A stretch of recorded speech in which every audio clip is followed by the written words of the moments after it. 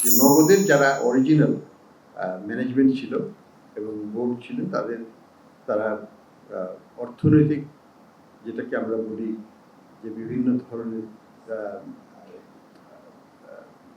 ম্যালফেশিয়াস, অর্থাৎ দুর্নীতি এবং এটার মাধ্যমে টাকা আত্মসাৎ করেছে, যার পরিমাণ আমরা জানি যে 650 কোটি টাকা মতো ই মানি ক্রিয়েট করেছে, যেটার এগেনস্টে প্রকৃত অর্থ ছিল না।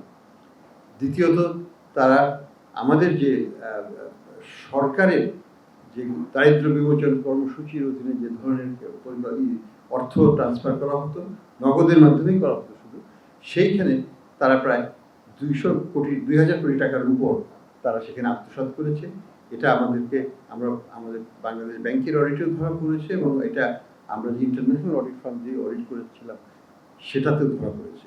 তো আমরা মনে করি যে আমরা তাদের হাতে কোনো মতেই এই নগদের কার্যক্রম আবার ফেরত যাওয়াটা উচিত নয়, এবং যেহেতু কোর্টের একটা সিদ্ধান্ত হয়েছে আমরা এটাকে অ্যাপিল করেছি পূর্ণাঙ্গ কোর্ট বেঞ্চে, এবং এটা শীঘ্রই শুনানির ডেট দেওয়া হবে।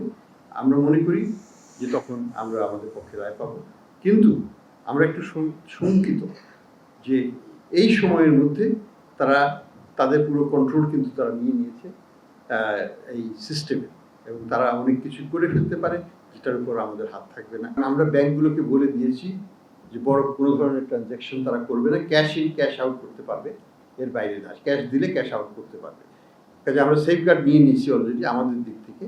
তবে তারা যেটা করবে বা করতে পারে বলে আমরা সন্দিহান, সেটা হচ্ছে যে তারা তাদের যে অপকর্মগুলো করেছে সেগুলোকে মুছে ফেলার চেষ্টা করবে, তারা ডক্টর করার চেষ্টা করবে ডেটাবেসকে মুছে দেবে বা অন্যভাবে এটাকে তারা ইনফিল্ট্রেট করবে, যেটা আমাদের কাজকে আরো কঠিন করে দেবে।